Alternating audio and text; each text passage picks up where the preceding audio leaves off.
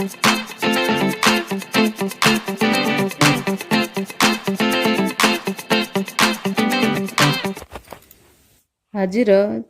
द्वितीय श्रेणी हिंदी कलांश को समस्त को सुस्वागत।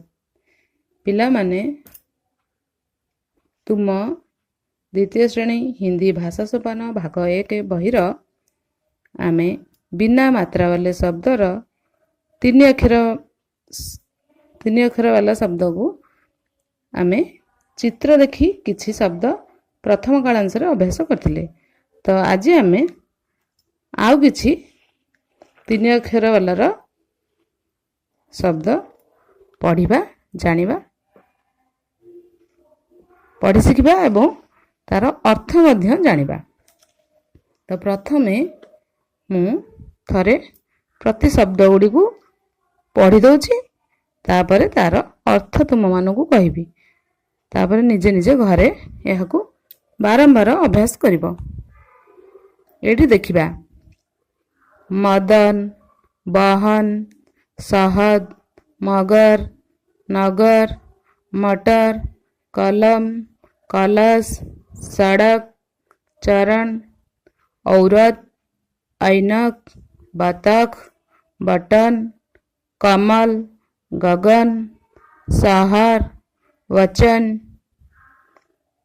रबर, खरल, लहर, गरम, नरम, इधर उधर, डगर, रकम, गजल, टहल, भगत, शरद, पकड़, टहल, लटक, जगत। तो एतिकी शब्द को आमे आज पढ़ी शिखिबा और यार अर्थ जानिबा। प्रथमे कौन कहला ना मदन। मदन एक बालकर नाम।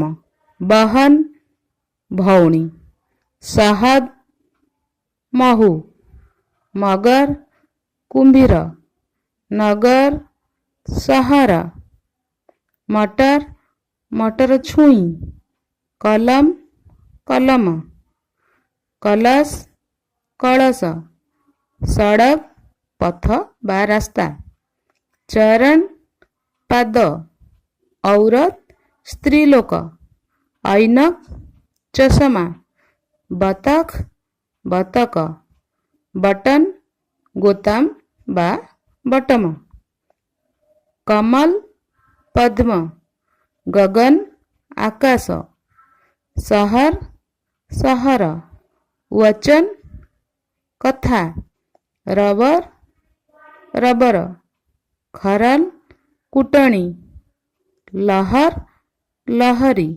गरम गरम, नरम नरम, इधर एठाकू एठारे मध्य, उधर सेठाकू सेठारे, डगर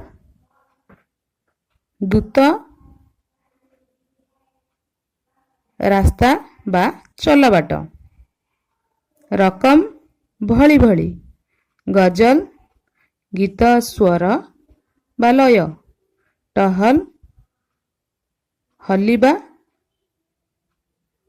बा दोहलिबा, भगत भक्त, शरद शरत ऋतु, पकड़ धरिबा, टहल हलिबा बा दोहलिबा, लटक ओहलिबा, जगत संसार।